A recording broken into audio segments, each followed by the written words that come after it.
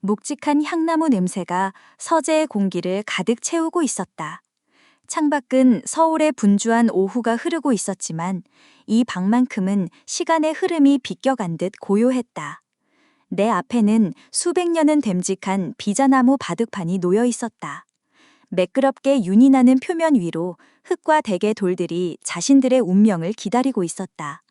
모든 것이 완벽하게 정돈된 공간. 그리고 그 안에 갇혀있는 나. 장인어른의 마디 굵은 손가락이 백돌 하나를 집어들었다.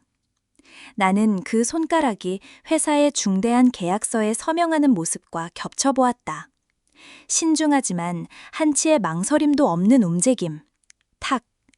돌이 나무 위를 때리는 소리는 작지만 날카로웠다. 그 소리는 언제나 내 심장을 향해 던져지는 작은 돌멩이 같았다. 파문을 일으키고 가라앉고 다시 정적이 찾아온다. 이 대국은 놀이가 아니라 신문이었고 나는 언제나 피해자석에 앉아 있었다. 이 바둑판은 내 인생의 축소판이다. 아내와 결혼하며 얻게 된 이 모든 것들, 그룹의 상무라는 직함, 강남의 고급 빌라, 사람들의 부러움 섞인 시선, 그것들은 모두 내 영토, 나의 집처럼 보였다. 하지만 나는 단 한 번도 그 집의 주인이었던 적이 없다. 모든 길목은 장인어른의 돌에 의해 막혀 있었고 나는 그저 그가 허락한 좁은 공간 안에서 숨쉬고 있을 뿐이었다. 시선은 바둑판에 고정한 채 나는 다음 수를 계산했다. 아니, 계산하는 척했다.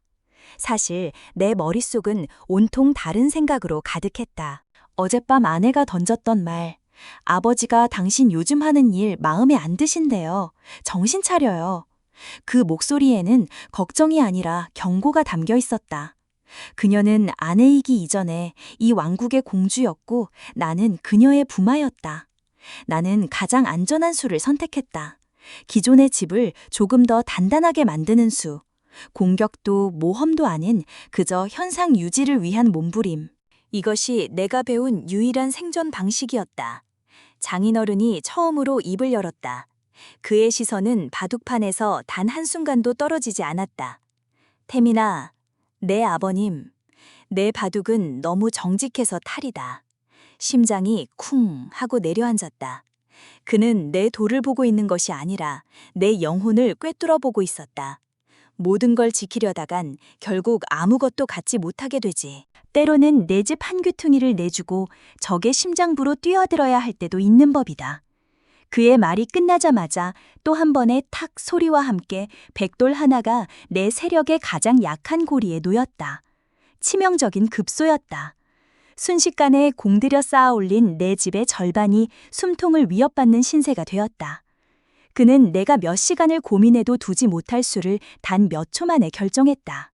결국 나는 돌을 거둘 수밖에 없었다. 제가 졌습니다. 목소리는 간신히 기어나왔다. 패배는 익숙했지만 그 안에 담긴 정멸의 무게는 매번 적응되지 않았다. 장인어른은 그제야 나를 바라보았다. 그의 눈에는 어떤 감정도 실려있지 않았다. 마치 고장난 기계를 보는 듯한 무감각한 시선이었다. 실력이 늘지 않는군. 재능이 없는 건지 의지가 없는 건지. 그는 자리에서 일어나 서재를 나갔다. 나는 텅 빈 바둑판 앞에 한참을 더 앉아 있었다. 반상 위에는 방금 끝난 대국의 흔적이 고스란히 남아 있었다. 완벽하게 살아있는 백의 대마와 곳곳이 끊어져 겨우 숨만 붙어있는 흙돌들. 나는 그중 흙돌 하나를 집어들었다. 차갑고 단단한 감촉, 이것이 나였다. 잘 짜인 판 위에서 제 역할을 부여받았지만 결국은 언제든 버려질 수 있는 소모품. 이 답답한 질식감 속에서 나는 단 한 번이라도 좋으니 이 판을 뒤엎을 수 있는 금지된 수를 두고 싶다는 위험한 갈망을 느꼈다. 결국 장인어른은 새로운 처방을 내렸다.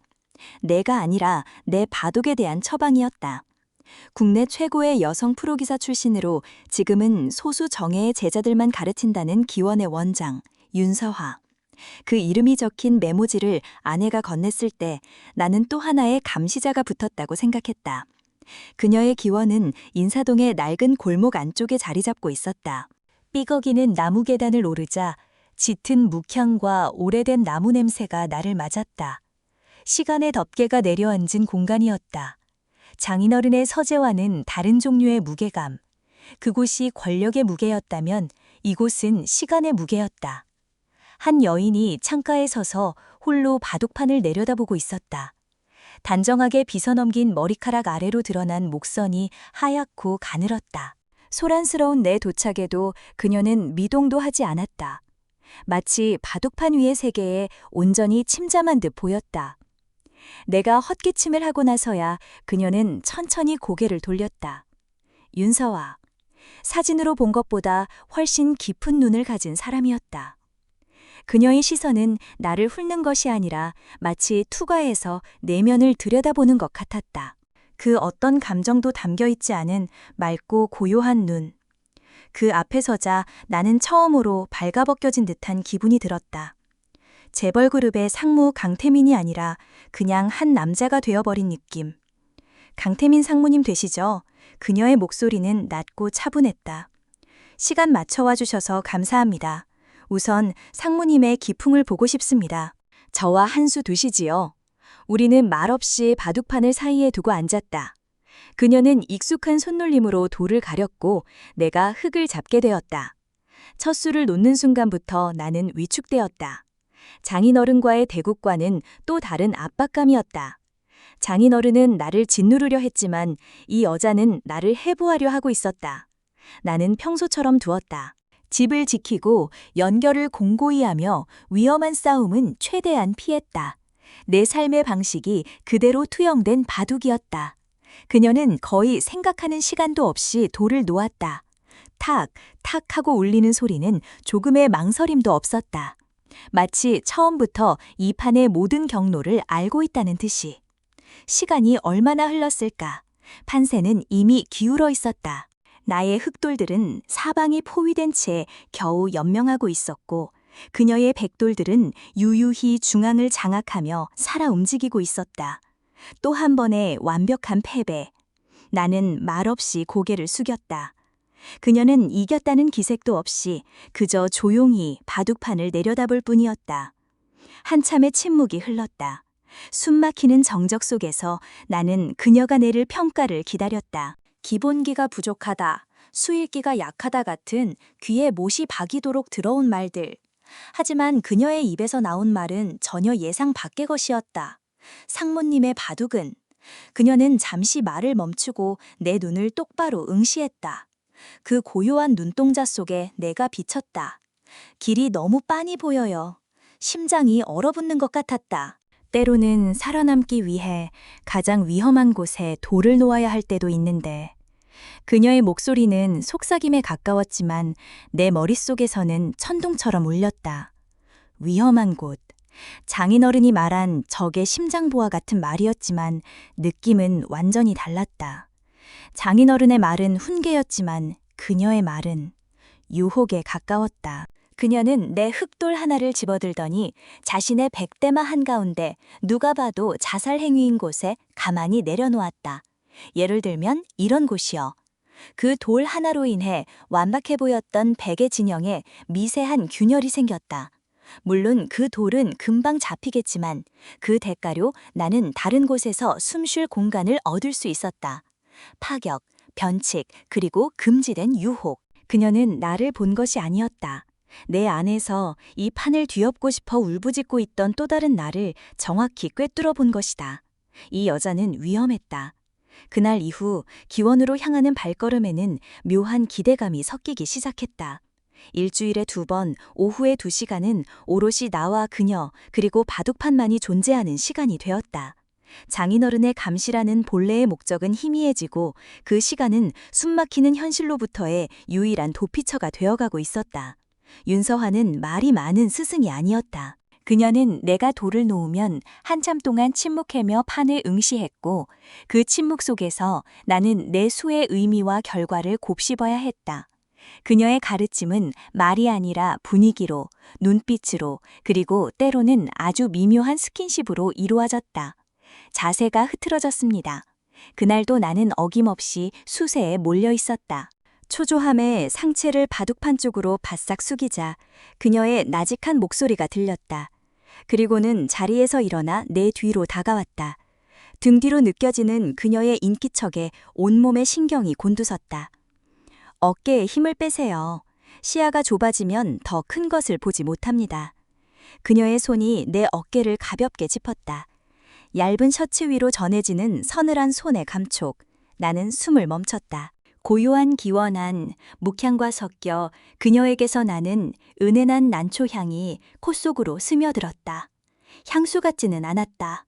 않아도 그녀가 쓰는 비누나 샴푸의 향일 것이다.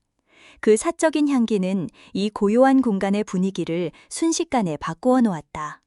그녀의 손은 내 어깨를 지나 팔을 타고 내려왔다. 그리고 바둑돌을 쥔 내 손 위를 부드럽게 덮었다. 돌을 이렇게 잡으면 너무 많은 의도가 보입니다. 그녀는 내 손가락을 하나하나 펴서 자세를 바로잡아 주었다. 그녀의 손가락이 내 손등을 스칠 때마다 미세한 전류가 흘렀다. 바둑돌을 잡는 법을 배우는 것이 아니라 마치 금지된 춤의 스텝을 배우는 기분이었다. 어깨를 스치는 그녀의 머리카락, 귓가에 낮게 울리는 목소리, 내 손을 감싼 그녀의 체온. 그 모든 감각들이 뒤섞여 머릿속을 하얗게 만들었다. 바둑판 위의 흙과 백은 의미를 잃고 그저 무늬처럼 보였다. 지금 이 순간 중요한 것은 오직 그녀의 존재감뿐이었다. 얼마나 지났을까? 그녀가 다시 제자리로 돌아가 앉았을 때 나는 간신히 참았던 숨을 내쉬었다. 다시 더 보시죠. 그녀의 얼굴에는 아무런 변화도 없었다.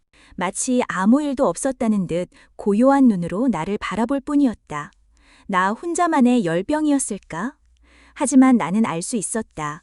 그녀의 모든 행동은 계산된 것이라는 것을. 그녀는 지금 나를 시험하고 있었다. 내가 어디까지 흔들리는지, 어디까지 다가올 수 있는지. 그날의 대국은 결국 나의 패배로 끝났지만 결과는 중요하지 않았다. 기원을 나서는 내내 손등에는 그녀의 감촉이, 코끝에는 그녀의 향기가 잔상처럼 남아있었다. 다음 지도 시간 나는 의식적으로 그녀가 골라주었던 넥타이를 메고 갔다. 그녀가 좋아하는 푸른색 계열이었다. 그녀는 내 넥타이를 잠시 응시했지만 아무 말도 하지 않았다. 대신 대국이 시작되자마자 이전보다 훨씬 더 공격적인 수로 나를 몰아붙였다. 그것은 그녀의 대답이었다. 당신의 신호를 받았다. 그렇다면 당신은 이 정도의 압박을 견딜 수 있는가? 나는 그녀의 도발을 응했다. 무모해 보이는 싸움을 걸고 내 집을 내주면서까지 그녀의 영토로 뛰어들었다. 결과는 참담한 패배였지만 처음으로 장인어른이 아닌 내 의지로 판을 흔들어 본 대국이었다. 대국이 끝나고 우리는 말없이 차를 마셨다. 찻잔을 든 그녀의 손목이 유난히 가늘어 보였다. 오늘 바둑은 상무님답지 않았습니다. 그게 칭찬입니까? 아니면? 위험한 수였습니다. 그녀는 찻잔을 내려놓고 나를 보았다. 그 눈빛에 아주 희미한 그러나 분명한 흥미가 서려 있었다. 하지만 덕분에 아주 재미있는 대국이 되었네요. 그 순간 나는 깨달았다. 우리는 이미 바둑판 밖에서 또 다른 대국을 시작했다는 것을. 그리고 이 게임에서 이기기 위해서는 그녀가 가르쳐준 대로 가장 위험한 곳에 돌을 놓아야 한다는 것을. 장인어른과의 주말 대국에서 나는 처음으로 이겼다. 아니, 정확히는 그가 돌을 거두게 만들었다. 서화가 알려준 금지된 수 덕분이었다. 내 집 깊숙이 들어온 그의 대마를 잡는 대신 오히려 내 돌을 버려가며 그의 다른 집을 초토화시키는 변칙적인 수. 장인어른은 당혹감을 감추지 못했고 결국 제풀에 무너졌다. 서재를 나서는 내 등 뒤로 장인어른의 차가운 목소리가 날아와 박혔다. 네 바둑이 아니구나. 칭찬이 아닌 서늘한 경고였다. 그는 내 실력이 아니라 내 뒤에 있는 누군가의 그림자를 본 것이다. 나는 아무 대답도 하지 않았다. 처음으로 느껴보는 승리의 쾌감은 죄책감과 뒤섞여 기묘한 흥분을 만들어냈다. 그날 밤 잠을 이룰 수 없었다. 머릿속에는 온통 윤서와의 얼굴과 그녀가 놓았던 그 파격적인 한 수가 맴돌았다. 나는 자정 넘어 그녀에게 문자를 보냈다. 오늘 아버님을 이겼습니다. 선생님 덕분입니다. 보내고 나서야 후회했다. 너무 속보이는 행동이었다. 답장은 오지 않을 거라 생각했다. 하지만 몇 분 뒤 휴대폰이 짧게 울렸다. 그 한 문장이 내 마음을 흔들었다. 그녀는 모든 것을 알고 있었다. 내가 원하는 것이 단순한 바둑의 승리가 아니라는 것을. 심장이 거세게 뛰기 시작했다. 나는 홀린 듯 다시 문자를 입력했다. 더 배우고 싶습니다. 판을 뒤집는 법을. 이번에는 답장이 바로 왔다. 기원은 문을 닫았습니다. 내일 오전에 다시 오시죠. 단호한 거절. 역시 너무 나갔던 걸까? 실망감이 밀려오는 순간 다시 한번 휴대폰이 울렸다. 그녀에게서 온 두 번째 메시지였다.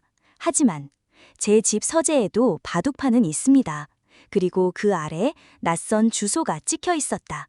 심장이 멎는 것 같았다. 이것은 명백한 초대였다. 거부할 수 없는 위험하고도 매혹적인 제안. 나는 잠시 망설였다.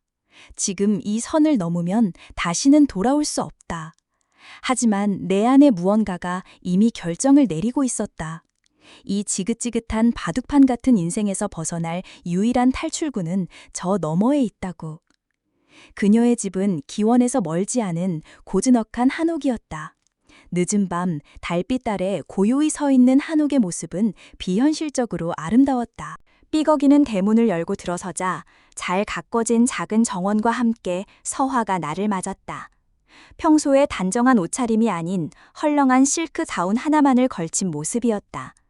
느슨하게 묶인 허리띠 아래로 그녀의 몸의 곡선이 은은하게 드러났다. 젖은 머리카락에서는 방금 샤워를 마친 듯 맑은 비누향이 피어올랐다. 오셨네요. 그녀의 목소리는 평소보다 조금 더 낮고 부드러웠다. 들어오세요. 차를 준비했습니다. 그녀를 따라 들어간 서재는 기원과는 또 다른 분위기였다. 더 작고 더 사적인 공간. 방 한가운데에는 역시 낡은 바둑판이 놓여 있었다. 그녀는 내 맞은편에 앉지 않고 내 옆으로 다가와 섰다. 그리고는 바둑판을 손으로 쓸며 나지막이 말했다. 바둑판 위에서의 패배는 괜찮아요. 얼마든지 복귀하고 다시 두면 되니까. 그녀의 시선이 바둑판에서 나에게로 옮겨왔다. 그 깊이를 알 수 없는 눈동자가 어둠 속에서 유난히 반짝였다. 하지만 인생의 대국에서 지면 안 되죠. 그녀는 내 넥타이 격으로 손을 뻗었다. 나는 숨을 멈췄다. 그녀의 손가락은 넥타이를 스치듯 지나 내 셔츠의 첫 번째 단추에 닿았다. 오늘 밤 판의 흐름을 완전히 뒤집는 신의 한 수에 대해 개인 과외를 해드릴게요. 그녀의 입가에 옅은 미소가 걸렸다. 그 미소를 보는 순간 나는 내가 이미 이 대국에서 졌다는 것을, 아니 기꺼이 그녀의 포로가 되기로 결심했다는 것을 깨달았다. 그녀의 손가락이 내 셔츠의 첫 단추를 풀어내는 그 찰나의 순간 시간은 고무줄처럼 늘어났다. 방 안의 모든 소리가 아득해지고 오직 내 심장이 귀 바로 옆에서 쿵쿵 울리는 소리와 그녀의 가느다란 숨소리만이 선명하게 들려왔다. 낡은 한옥에 나무 기둥을 스치고 들어오는 밤 공기는 서늘했지만 그녀의 손길이 닿은 내 피부는 불에 댄 듯 뜨거웠다. 그녀는 나를 이끌어 바둑판 앞에 앉혔다. 하지만 돌을 두기 위함이 아니었다. 우리는 그저 정갈한 나무판을 사이에 두고 서로를 갈아보았다. 그녀의 눈동자는 깊은 호수 같았다. 그 안으로 빠져들면 다시는 헤어나올 수 없을 것만 같은 위험한 고요함. 그녀는 아무 말도 하지 않았지만 그 침묵은 그 어떤 말보다 더 강력한 유혹이었다. 어느 순간이었을까? 내 손이 혹은 그녀의 손이 바둑판을 스쳤다. 단단하게 제자리를 지키고 있던 흑돌과 백돌들이 와르르 무너져 내렸다. 탁, 타닥 하고 돌들이 마룻바닥에 흩어지는 소리는 마치 내 안에서 오랫동안 억눌려왔던 무언가가 부서지는 소리 같았다. 정교하게 짜인 포석도 치열했던 수싸움의 흔적도 모두 사라졌다. 판이 엎어졌다. 질서가 사라진 그곳에 원초적인 혼돈과 욕망만이 남았다. 그녀의 실크 가운이 스치는 소리, 창호지 문을 흔드는 밤바람 소리, 서로의 가빠지는 숨소리 외에는 아무것도 들리지 않았다. 그녀의 맑은 비누 향과 내 몸에서 나는 희미한 위스키 향이 뒤섞여 낯설고도 관능적인 공기를 만들어냈다. 시야는 흐릿해지고 모든 감각은 예민하게 곤두섰다. 내가 평생을 바쳐 쌓아 올렸던 견고한 성벽, 안전했던 나의 집, 그 모든 경계가 속절없이 허물어지고 있었다. 이것은 패배였지만 동시에 생전 처음 느껴보는 완전한 해방이었다. 정신이 들었을 때 동쪽 창으로 희미한 여명이 비치고 있었다. 나는 낯선 방에 홀로 누워 있었다. 옆자리는 비어 있었고 그녀의 온기는 희미하게 남아있을 뿐이었다. 밤새 무슨 일이 있었는지 꿈인지 현실인지 분간이 가지 않았다. 욱신거리는 관자놀이를 누르며 몸을 일으켰다. 그리고 나는 보았다.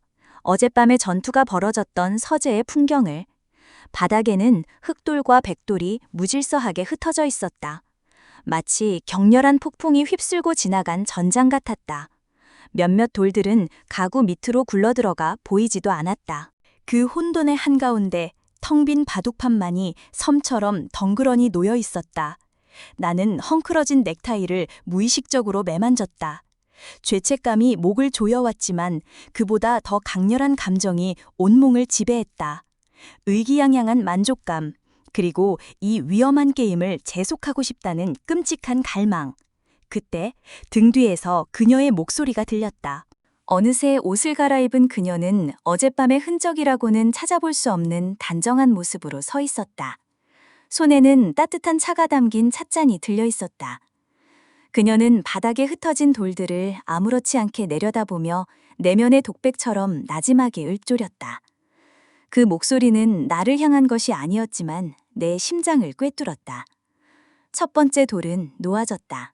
이제 그는 스스로 판을 무너뜨리겠지. 순간 온몸에 소름이 돋았다. 나는 그녀의 게임에서 가장 중요한 말이 된 것이 아니었다. 나는 그녀가 이기기 위해 기꺼이 버릴 가장 치명적인 사실이었을지도 모른다. 그녀에게 지난밤은 열정이 아니라 차가운 계산의 일부였다. 나는 아무 말도 하지 못하고 도망치듯 그 집을 빠져나왔다. 새벽의 차가운 공기가 폐부 깊숙이 파고들었지만 머릿속의 열기는 식지 않았다. 나는 덫에 걸렸다. 그리고 그 덫이 달콤하다는 사실을 부정할 수 없었다. 그날 이후 모든 것이 변했다. 세상은 그대로였지만 세상을 보는 나의 눈이 달라졌다. 아내의 잔소리는 더 이상 나를 괴롭히지 못했다. 장인어른의 압박은 여전히 숨막혔지만 이제는 견딜 수 있었다. 나에게는 누구도 모르는 비밀의 세계, 윤서화라는 완벽한 탈출구가 생겼기 때문이다. 우리의 심야 전략회의는 일상이 되었다. 때로는 그녀의 집에서, 때로는 아무도 없는 기원에서 우리는 바둑판을 사이에 두고 마주 앉았다. 하지만 우리가 두는 것은 더 이상 다둑이 아니었다. 그것은 서로의 경계를 탐색하고 심경을 자극하고 상대를 내게 종속시키려는 교묘한 권력 게임이었다. 그녀는 나를 조련하는 최고의 조련사였다. 장인어른과의 대국을 앞두고 있을 때면 그녀는 의도적으로 나를 애태웠다. 만나주지 않거나 늦은 밤 보낸 문자 메시지에 짧은 단답으로만 응수했다. 그녀의 무관심에 안달이나 대국에 집중하지 못하고 패배한 날이면 그녀는 마치 기다렸다는 듯이 나를 불렀다. 그리고는 패배감에 젖은 나에게 승리보다 더 달콤한 위로를 건넸다. 그녀는 내게 당근과 채찍을 번갈아가며 휘두르고 있었다. 오늘 대국은 왜 지셨을까요? 아무도 없는 기원, 그녀는 내 기보를 복귀하며 나지막에 물었다. 집중하지 못해서입니다. 왜 집중하지 못하셨죠? 나는 대답할 수 없었다. 당신 생각 때문에 라는 말이 목구멍까지 차올랐지만 뱉어낼 수는 없었다. 그녀는 졌다는 듯 희미하게 웃었다. 그리고는 바둑판 위로 손을 뻗어내 뺨을 부드럽게 감쌌다. 때로는 더 큰 것을 얻기 위해 작은 전투에서 져주는 것도 전략입니다, 상무님. 그녀의 말은 언제나 이중적인 의미를 품고 있었다. 그녀는 나를 위로하는 동시에 이 모든 상황이 자신의 통제 아래 있음을 상기시켰다. 나는 그녀가 설계한 게임의 판 위에서 놀아나고 있었다. 중독이었다. 그녀가 주는 쾌락과 고통의 순환 고리에서 벗어날 수 없었다. 어느 날 아내가 내 셔츠에 묻은 옅은 난초향을 맡았다. 향수 바꿨어요? 낯선 향인데? 심장이 철렁 내려앉았다. 나는 겨우 표정을 관리하며 대답했다. 아니, 새로 거래 시작한 회사 대표한테서 나는 향인가 보지.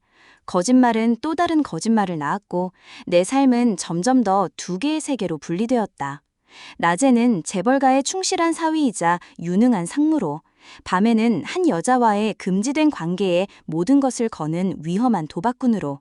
이중생활의 피로는 극심했지만 그 아슬아슬한 긴장감이 주는 스릴은 그 어떤 마약보다 강렬했다. 나는 이제 바둑이 아니라 서화와의 관계에서 이기고 싶어졌다. 그녀의 고요한 눈동자를 흔들고 그 완벽한 평정심을 무너뜨리고 싶었다. 그녀가 나를 단순한 복수의 도구가 아니라 한 남자로 바라보게 만들고 싶었다. 그래서 나는 도발을 시작했다. 일부러 아내와 다정하게 통화하는 모습을 그녀에게 보여주기도 하고 그녀와의 약속 직전에 급한 집안일이 생겼다며 취소하기도 했다. 그녀의 반응을 보고 싶었다. 질투 혹은 아주 작은 실망이라도. 하지만 그녀는 언제나처럼 고요했다. 내 유치한 도발에 조금도 흔들리지 않았다. 오히려 그녀는 내 행동을 꿰뚫어 보고 있다는 듯 더 높은 차원의 수로 응수했다. 가정적인 남편의 모습 보기 좋네요. 장인어른께서도 흡족해 하시겠어요. 그녀는 웃으며 말했지만 그 눈빛은 당신이 돌아갈 곳이 어딘지 잊지 마 라고 경고하고 있었다. 나는 그녀에게 이길 수 없었다. 이 게임의 규칙을 정하는 것은 언제나 그녀였고 나는 그저 따를 뿐이었다. 관계는 깊어질수록 나를 올가매는 덫이 되어 갔다. 이 유혹의 루프 속에서 나는 점점 더 깊은 수렁으로 빠져들고 있었다. 가을비가 추적추적 내리던 금요일 오후였다. 그날따라 유난히 몸이 무거웠고 머리는 깨질 듯 아팠다. 어젯밤 서화와 마신 와인 때문인지 아니면 점점 더 위태로워지는 이중생활에 대한 스트레스 때문인지 알 수 없었다. 나는 예정보다 조금 일찍 회사에서 나와 기원으로 향했다. 비 오는 날의 기원은 평소보다 더 고요하고 아늑할 터였다. 그녀가 내려주는 따뜻한 차 한 잔이면 이 지긋지긋한 두통도 가라앉을 것 같았다. 삐걱이는 나무 계단을 올라 기원문을 열었을 때 나는 내 눈을 의심했다. 바둑판을 사이에 두고 윤서화와 내 아내 혜진이 마주 앉아 있었다. 순간 세상의 모든 소리가 멎었다. 빗소리, 풍경소리, 내 심장소리까지도. 아내는 평소처럼 완벽하게 차려입은 모습이었고 서화는 늘 그렇듯 단정하고 고요했다. 하지만 두 여자 사이에 흐르는 공기는 얼음장처럼 차가웠다. 그것은 단순한 어색함이 아니었다. 서로의 모든 것을 꿰뚫어보고 있는 암사자들의 팽팽한 대치였다. 어떻게 된 거지? 혜진이 이곳을 어떻게 알고 찾아온 거지? 머릿속이 하얗게 비어버렸다. 어머, 여보, 일찍 왔네요. 혜진이 먼저 침묵을 깼다. 그녀는 나를 보며 환하게 웃었지만 그 웃음은 가면처럼 느껴졌다. 눈은 전혀 웃고 있지 않았다. 아버님께 말씀만 듣던 사범님인데 마침 근처에 볼 일이 있어서 인사드리러 왔어요. 정말 소문대로 미인이시네요.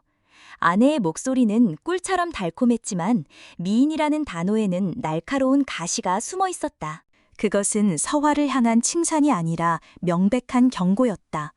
서화는 옅은 미소로 응수했다. 과찬이십니다, 사모님. 상무님께서 워낙 재능이 뛰어나셔서 제가 가르칠 것이 별로 없습니다. 두 여자는 나를 사이에 두고 보이지 않는 칼날을 주고받았다. 나는 그 사이에서 어떻게 행동해야 할지 몰라 뻣뻣하게 굳어버렸다. 내 아내의 세계와 내 비밀의 세계, 절대 만나서는 안 될 두 개의 행성이 정면으로 충돌한 순간이었다. 혜진은 자리에서 일어나 서화에게 다가갔다. 그리고는 아주 친밀한 동작으로 그녀의 어깨에 놓인 실밥을 떼어주는 척하며 귓가에 무언가 속삭였다. 너무 작은 소리라 나에게는 들리지 않았다. 하지만 그 말을 듣는 순간 단 한 번도 흔들린 적 없던 서화의 눈빛이 미세하게, 아주 미세하게 떨리는 것을 나는 놓치지 않았다. 무슨 말을 한 거지? 혜진은 다시 아무 일도 없었다는 듯 나에게로 와 팔짱을 꼈다. 우리 이제 그만 가볼까요? 저녁 식사 예약해놨는데 늦겠어요. 나는 차마 발걸음을 뗄 수가 없었다. 서화의 얼굴을 바라보았다. 그녀는 이미 평정을 되찾은 얼굴로 나를 보고 있었다. 하지만 그 고요함 뒤에 숨겨진 거대한 폭풍을 느낄 수 있었다. 기원을 나서며 아내가 내 귓가에 작게 속삭였다. 그 목소리는 차갑고 단호했다. 저 여자 정리해. 온몸의 피가 차갑게 식는 것 같았다. 아내는 모든 것을 알고 있었다. 아니, 정확히는 모르더라도 본능적으로 감지한 것이다. 그녀의 소유물에 감히 다른 여자의 향기가 묻었다는 것을. 그날 밤 나는 서화에게 아무런 연락도 하지 못했다. 휴대폰을 들었다 놨다 반복하며 밤을 새웠다. 두 개의 세계가 충돌한 여파는 생각보다 훨씬 더 거대했다. 이제 나는 선택을 해야만 했다. 안정적이지만 숨막히는 나의 왕국, 혹은 위험하지만 자유로운 그녀의 세계. 하지만 그 어느 쪽도 온전히 내 것이 아니었다. 나는 그저 두 여왕의 체스판 위에 놓인 언제든 희생될 수 있는 킹일 뿐이었다.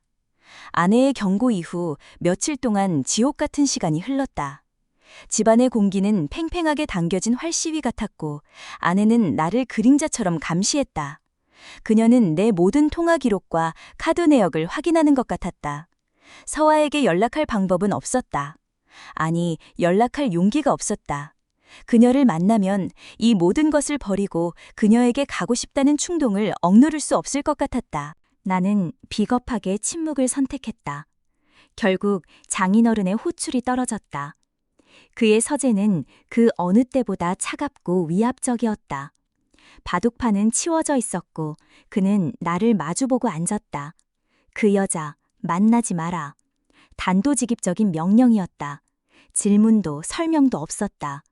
혜진이가 다 얘기하더구나. 니놈 정신 상태가 썩어 빠졌다고. 일에 집중 못하고 딴 생각이나 하고 다닌다고. 그는 책상 서랍에서 서류 봉투 하나를 꺼내 내 앞에 던졌다. 네가 만나고 다니는 그 여자, 윤서화. 어떤 여자인지는 알고 만나는 거냐? 나는 떨리는 손으로 봉투를 열었다. 안에는 윤서화에 대한 신상 정보와 그녀의 죽은 남편에 대한 자료가 들어있었다. 그리고 나는 보았다. 그녀 남편이 운영하던 작은 벤처 기업이 몇 년 전 우리 그룹의 무자비한 인수합병 과정에서 부도가 났다는 기록을. 그로 인해 그녀의 남편은 극단적인 선택을 했다는 사실을. 머리를 망치로 얻어맞은 듯한 충격이 왔다. 모든 조각이 한순간에 맞춰졌다. 그녀의 의도적인 접근, 내게 가르쳐준 금지된 수, 장인어른에 대한 미묘한 적개심, 그리고 나를 향한 그 깊이를 알 수 없던 눈빛까지. 그것은 유혹이 아니었다. 처음부터 끝까지 나를 이용해 내 가문을 무너뜨리려는 정교하게 설계된 복수극이었다. 나는 그녀의 게임에서 사랑에 빠진 어리석은 말이었을 뿐이다. 정신이 들어? 장인어른의 목소리가 멀리서 들리는 것 같았다. 하마터면 집안 전체가 저런 꽃뱀한테 물릴 뻔했어. 당장 정리해. 기원도 폐쇄시키고 다시는 내 눈에 띄지 않게 해. 나는 넋이 나간 사람처럼 서재를 걸어 나왔다. 배신감에 심장이 조각나는 것 같았다. 하지만 그 고통 속에서도 이상하게 그녀가 이해되었다. 그녀의 슬픔과 분노가 고스란히 느껴졌다. 나는 그녀의 원수 그 자체였던 것이다. 그 순간 내 휴대폰이 울렸다. 윤서화였다. 나는 망설이다 전화를 받았다. 만나야겠습니다. 그녀의 목소리는 차분했지만 어딘가 절박함이 묻어 있었다. 우리는 처음 만났던 기원에서 다시 마주했다. 그녀는 모든 것을 알고 있다는 얼굴이었다. 아마 장인어른 쪽에서 이미 손을 썼을 것이다. 이제 다 아셨겠지요? 그녀가 먼저 입을 열었다. 제가 왜 상무님께 접근했는지. 나는 아무 말도 할 수 없었다. 그녀를 원망해야 하는데 그럴 수가 없었다. 이만 끝내시죠. 상무님은 상무님의 세계로, 저는. 그녀는 말을 잇지 못했다. 그녀의 눈에 처음으로 아주 옅은 물기가 어렸다. 복수가 끝나면 그녀에게는 무엇이 남는단 말인가. 그때였다. 내 휴대폰으로 익명의 소포가 도착했다는 알림 문자가 왔다. 수신인은 장인어른이었다. 나는 직감적으로 이것이 서화가 준비한 마지막 한 수라는 것을 깨달았다. 위기가 닥치자 그녀는 오랫동안 준비해온 비장의 카드를 꺼내든 것이다. 뭘 보낸 겁니까? 상무님 아버님께. 작은 선물을 보냈습니다. 제 남편의 유품인 낡은 바둑돌 하나와 그가 마지막으로 읽던 신문 기사를요. 그것은 우리 그룹의 비자금 조성과 관련된 내부 고발 기사였다. 그녀는 단순히 감정적인 복수를 하려던 것이 아니었다. 그녀는 이 모든 판을 끝장낼 폭탄을 손에 쥐고 있었던 것이다. 나는 그녀의 진짜 의도를 그제야 완전히 깨달았다.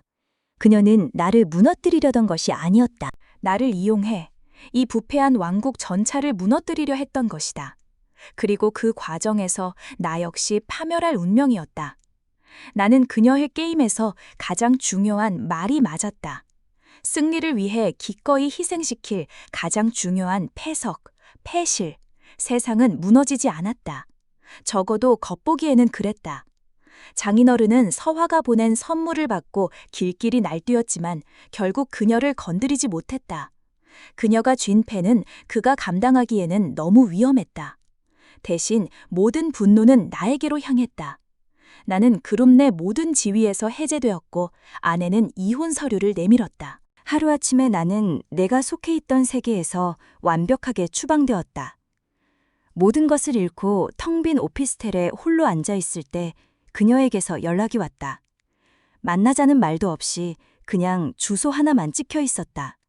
늘 가던 기원이었다. 나는 아무 생각 없이 그곳으로 향했다. 더 이상 잃을 것도 두려울 것도 없었다. 기원은 여전히 그 자리에 있었다. 삐걱이는 계단을 오르자 묵향과 함께 그녀가 나를 맞았다. 그녀의 얼굴은 이전보다 조금 수척해 보였지만 눈빛은 그 어느 때보다 깊고 고요했다. 우리는 예전처럼 바둑판을 사이에 두고 마주 앉았다. 하지만 공기는 완전히 달라져 있었다. 이전의 아슬아슬한 긴장감 대신 모든 것을 겪어낸 사람들의 기묘한 평온함이 흘렀다. 그녀가 먼저 찻잔을 내밀었다. 따뜻한 온기가 손끝으로 전해졌다. 괜찮으십니까? 그것은 질문이 아니었다. 모든 것을 알고 있는 자의 확인이었다. 나는 희미하게 웃었다. 괜찮을 리가요. 그런데 이상하게 마음은 편하네요. 정말 그랬다. 평생을 나를 억누르던 갑옷이 벗겨진 기분이었다. 이제 나는 누구의 사위도 어느 그룹의 상무도 아니었다. 그저 강태민, 한 사람의 남자일 뿐이었다. 당신은 뭘 얻었습니까? 내가 물었다. 복수는? 성공했나요? 그녀는 천천히 고개를 저었다. 복수 같은 건 처음부터 없었습니다. 저는 그저 이 부당한 판을 끝내고 싶었을 뿐입니다. 그녀의 시선이 바닥에 흩어졌다가 다시 제자리를 찾은 바둑돌들을 향했다. 그러기 위해선 판 위에서 가장 강한 돌을 흔들어야 했고, 그게 당신이었어요. 결국 나는 그녀의 계획에 동참한 공범이었던 셈이다. 나도 모르는 사이에. 나는 그녀가 파놓은 함정에 빠졌지만 그 함정은 나를 파멸시킨 동시에 해방시켰다. 아이러니한 일이었다.